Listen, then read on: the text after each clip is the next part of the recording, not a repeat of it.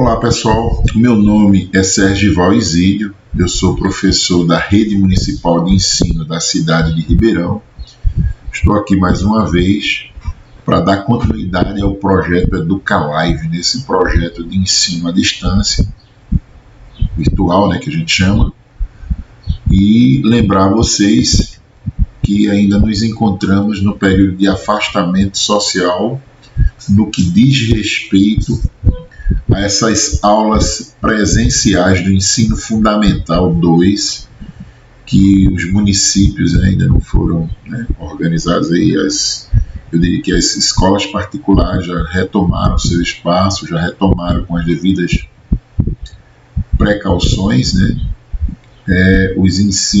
as aulas presenciais, e nós ainda nos encontramos com nesse processo de afastamento social. Só para lembrar a cada um que necessariamente precisamos evitar as aglomerações, precisamos utilizar ainda as máscaras, o álcool em gel e nos precaver, porque o Covid ainda se encontra entre nós. A gente vê aí, hoje nós vamos falar para o grupo do sétimo ano a respeito desses micro-organismos que são as bactérias, A gente vive o momento Covid, que é um vírus, que é um outro micro-organismo, que são visualizados apenas por microscópios.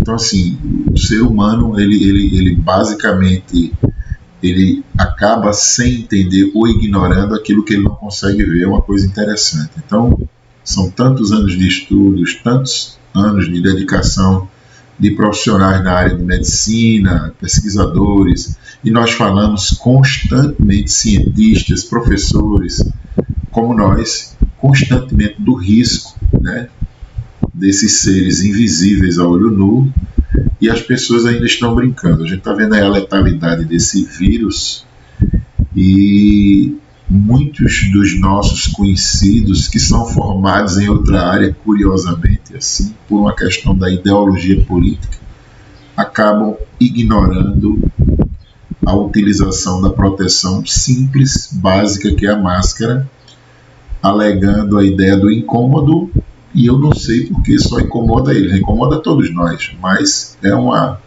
utilização necessária nesse instante ainda, porque o planeta ainda não possui uma vacina que seja competente para combater esse vírus, que tem uma disseminação, uma condição de propagação tão rápida.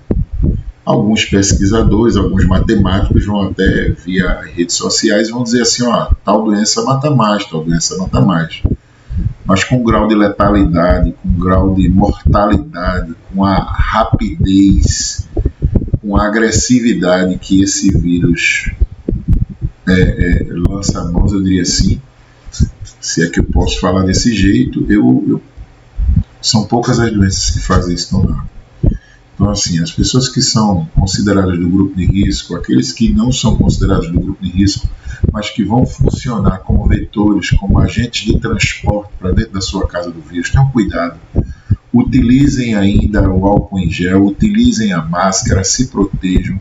Vivenciamos nesse instante um período eleitoral, um período maravilhoso, democrático, eu vou sempre dizer isso, de escolha, de vereadores e prefeitos em todos os municípios do nosso país, e as pessoas, ou algumas pessoas, esqueceram de se cuidar.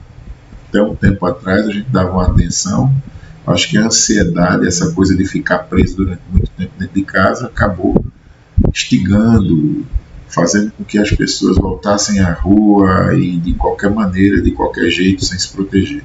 Eu vou estar aqui sempre dizendo a vocês, sou professor de ciências e vou estar cobrando de todos nós uma atitude com relação à utilização das máscaras, com relação à utilização do álcool em gel. Se protejam, por favor. Tá certo? Hoje a gente vai falar a respeito desses seres minúsculos também, mas que são importantes para nós.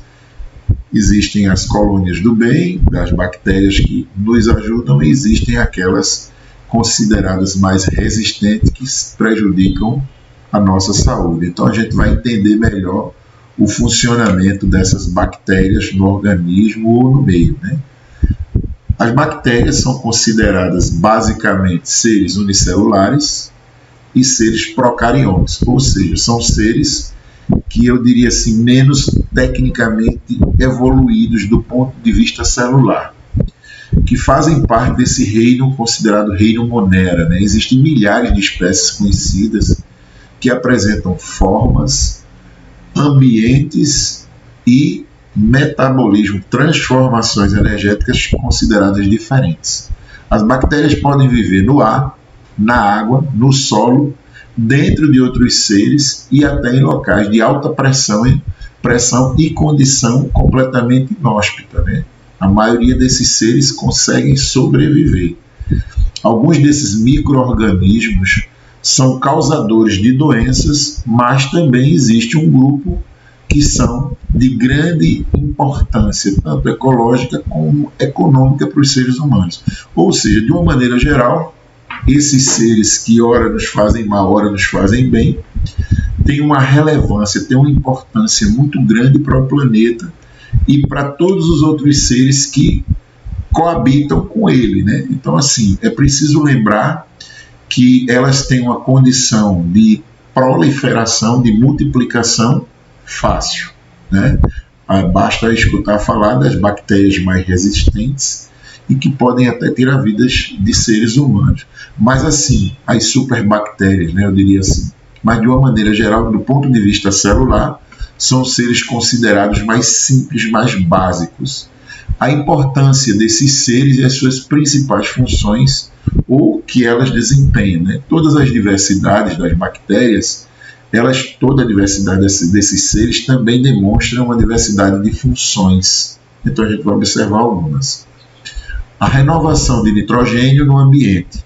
Na natureza, essas bactérias participam diretamente do ciclo do nitrogênio, ajudando esse ciclo de renovação em várias etapas. Produção de alimentos. Existem algumas bactérias que são utilizadas sim na utilização do iogurte, do queijo, da coalhada, em que se utiliza os lactobacilos. A produção de remédios e de suplementos, né? Na indústria farmacêutica, são produzidos antibióticos e vitaminas a partir dessas bactérias. O desenvolvimento da engenharia genética, é possível usar bactérias geneticamente modificadas para produzir proteínas humanas, como hormônios de crescimento e até mesmo insulina. A biorremediação de ambientes. É possível também introduzir bactérias no gênero Pseudomonas, em ambientes poluídos para que haja uma descontaminação.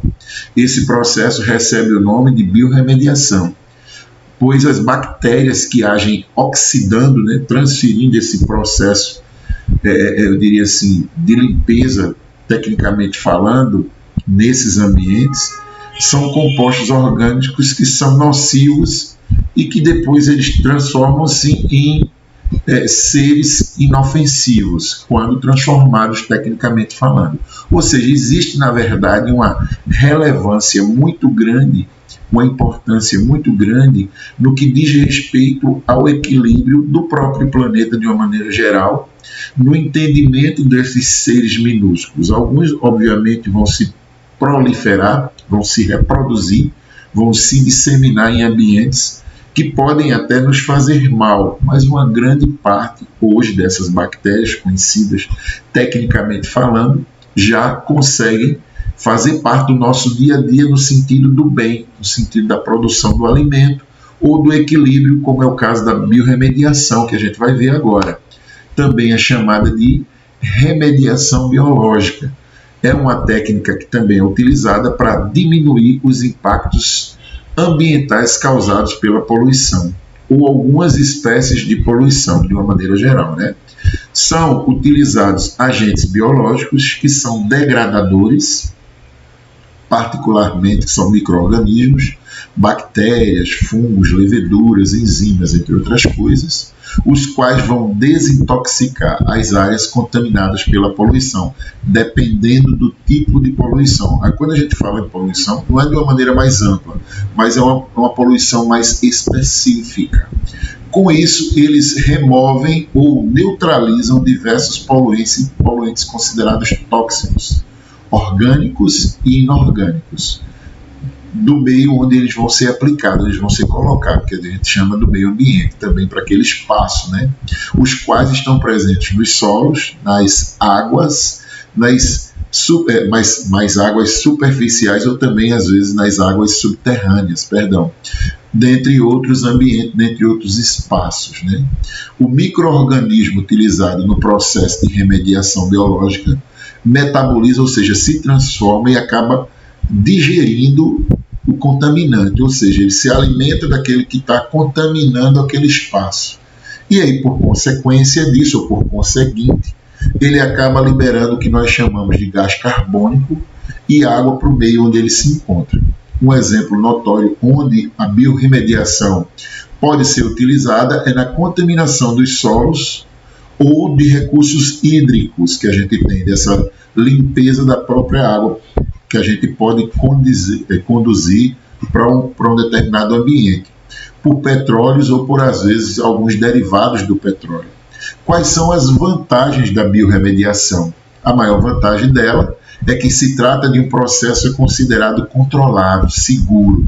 Sendo assim, ele não tem uma consequência, eu diria assim, direta de maus ou de algumas ações que podem prejudicar o meio ambiente ou as populações das teias alimentares, das cadeias alimentares, dentro daqueles ecossistemas que estão próximas, eu diria assim, onde elas vão ser aplicadas dentro da biorremediação. Além disso, é um processo de baixo custo em comparação a outras técnicas de tratamento que são consideradas de degradação, eu diria assim, de áreas degradadas, O processo de tratamento, de utilização da biorremediação como arma para a limpeza desses ambientes é muito mais em conta.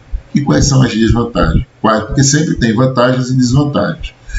As desvantagens principais, muitas das técnicas utilizadas são consideradas lentas, ou seja, não são tão rápidas. Além disso, o uso desses micro-organismos que não habitam o local podem trazer um desequilíbrio momentâneo ecologicamente falando. Eles podem desequilibrar algum espaço ali, mas posteriormente existe a possibilidade sim da renovação do espaço, da renovação do ambiente, da renovação do espaço não, da renovação daquela espécie que foi afetada e automaticamente o retorno sem provocar nenhum mal maior. Os tipos de biorremediação. Há basicamente dois tipos de biorremediação no solo.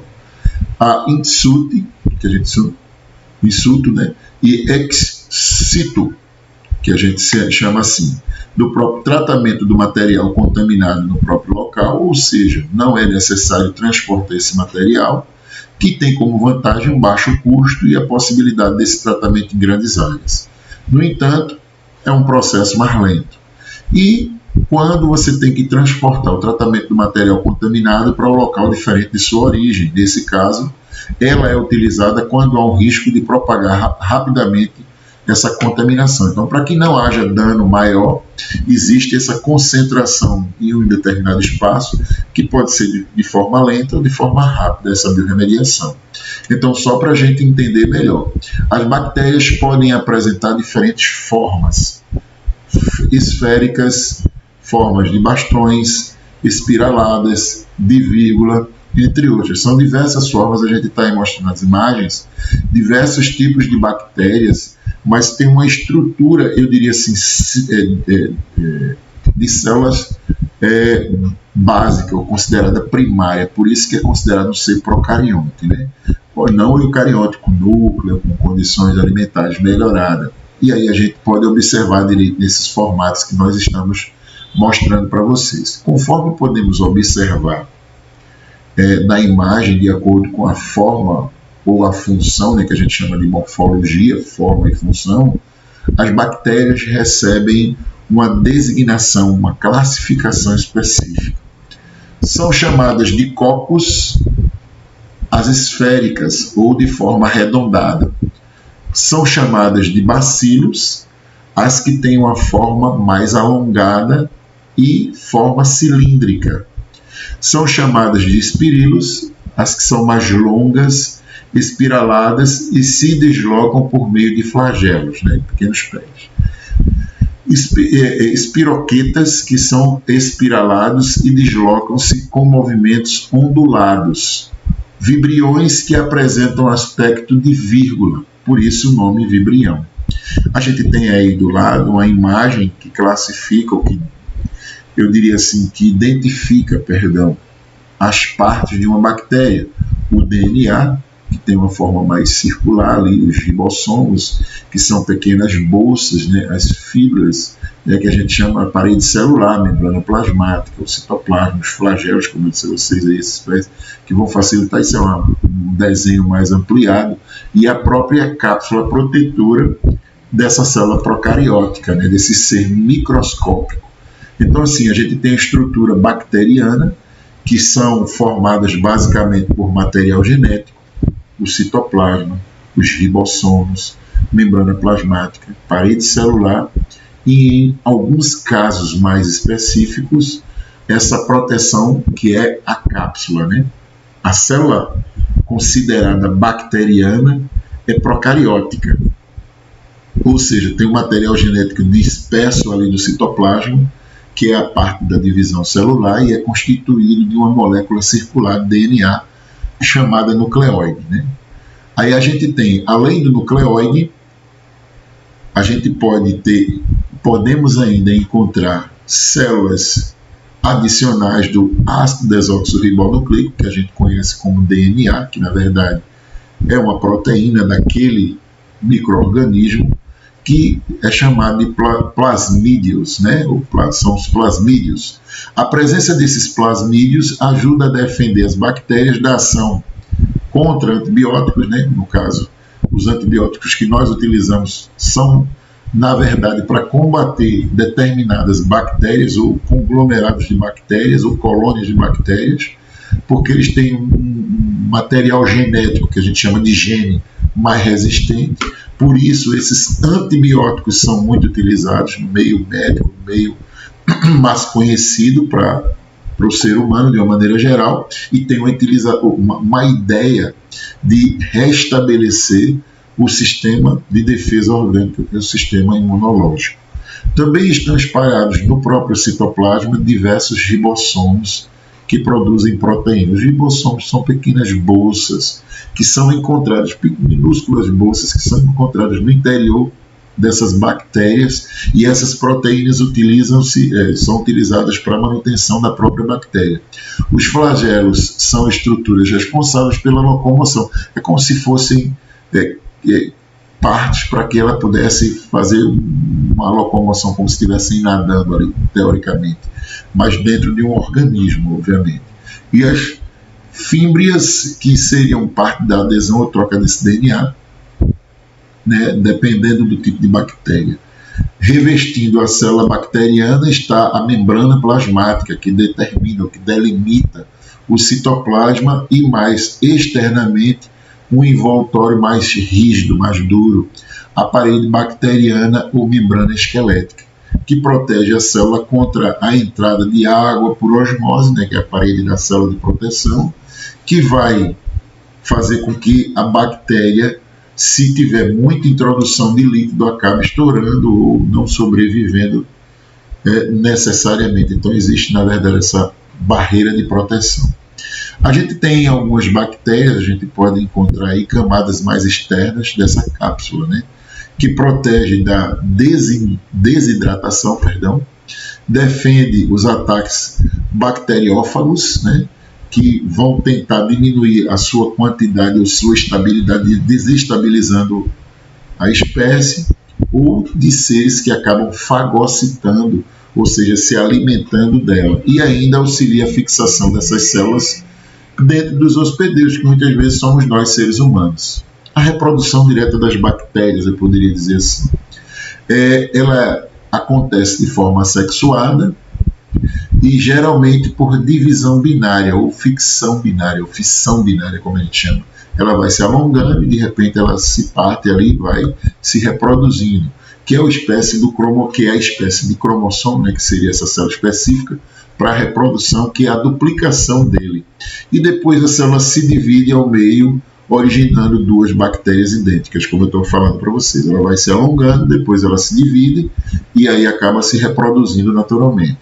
É um processo extremamente rápido, porque essas bactérias conseguem se reproduzir com uma agilidade e uma intensidade incrível, o que explica a rápida proliferação bacteriana em infecções, que a gente percebe que com muita rapidez, muita facilidade, muitas vezes até leva o paciente a óbito por conta dessa infecção ou dessa reprodução que é tão, eu diria assim, tão consistente, tão rápida.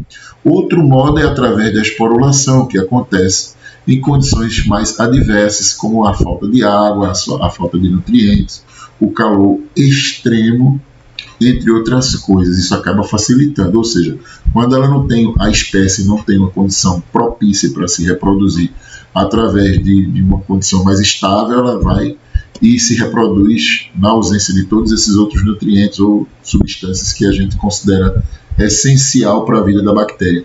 Nesse caso, a célula sofre um espessamento do envoltório, né? E interrompe o seu metabolismo, o seu processo de transformação, formando assim um esporo chamado endósporo.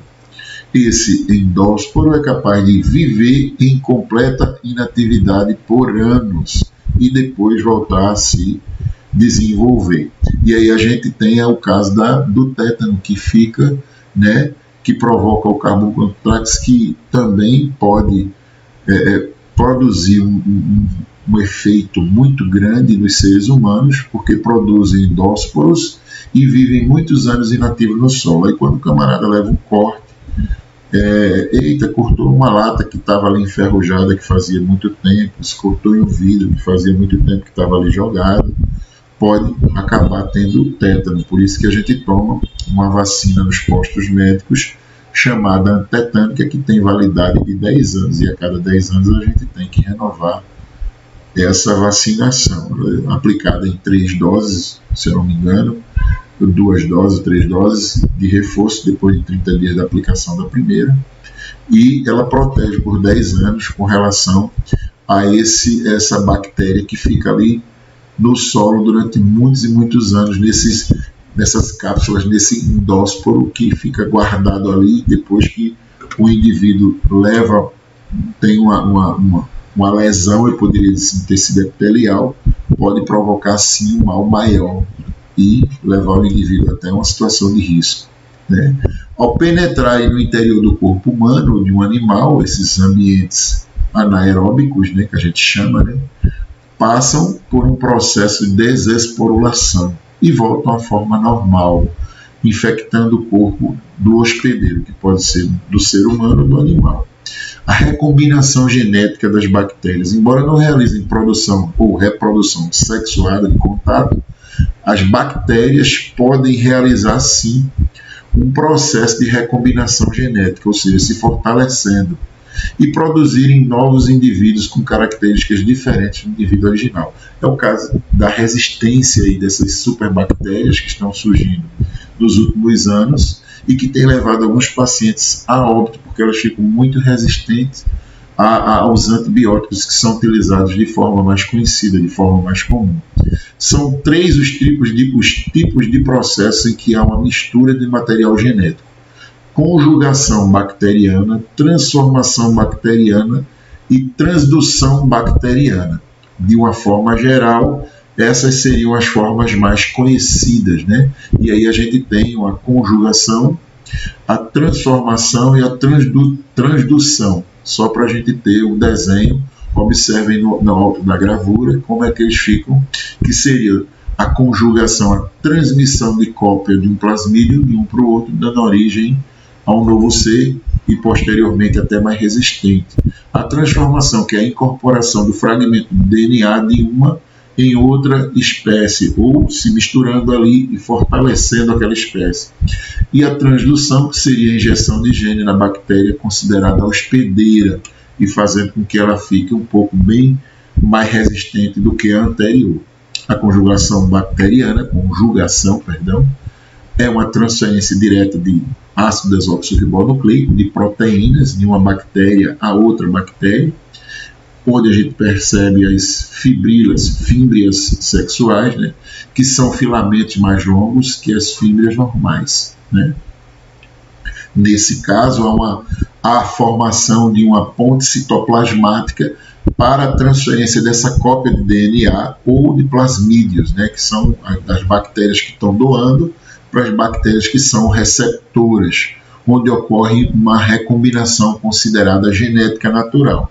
E aí a transformação bacteriana, que seria aquele segundo processo, que consiste nessa absorção de fragmentos de moléculas do DNA disperso no meio da bactéria anterior e posterior incorporação dos mesmos ao DNA bacteriano da nova bactéria, da bactéria mais resistente. Sob certas condições, qualquer tipo de DNA pode ser incorporado ao DNA bacteriano, desde que tenham semelhança, ou seja, desde que sejam próximas às suas, eu diria assim, às suas características. Essa característica ou essa determinação permite que os cientistas utilizem as bactérias em experimentos na engenharia genética para conhecimento, para melhoramento, para ter um condicionamento melhor de determinados seres.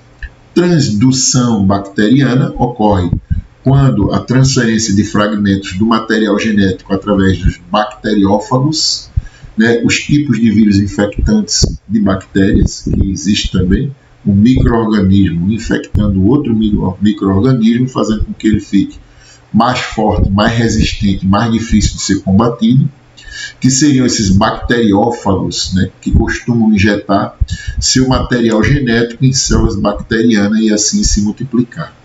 Entretanto, durante esse processo pode acontecer uma incorporação de segmentos do ácido desoxirribonucleico, DNA, da bactéria hospedeira e posterior liberação desses fragmentos da bactéria receptora, aquela que recebeu e aquela que contaminou. Assim que o bacteriófago, né, que é o agente transmissor, for infectar outra bactéria, havendo uma recombinação genética, e ela acaba posteriormente se fortalecendo e dando origem a uma nova bactéria, uma bactéria mais resistente.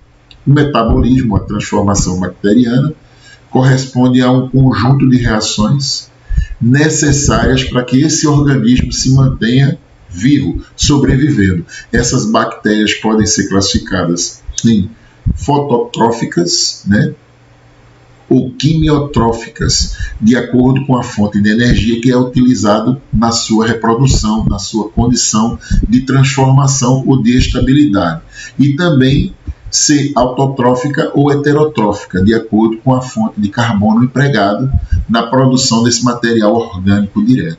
Então, assim, são seres microscópicos que muitas vezes nós não nos damos conta que existem, mas estão presentes no meio ambiente e muitas vezes podem nos infectar, muitas vezes podem nos fazer de hospedeiros terminais ou hospedeiros momentâneos para se reproduzir. Então, assim, essa foi a aula de hoje, nós ficamos por aqui. Um grande abraço do professor Sérgio Gival.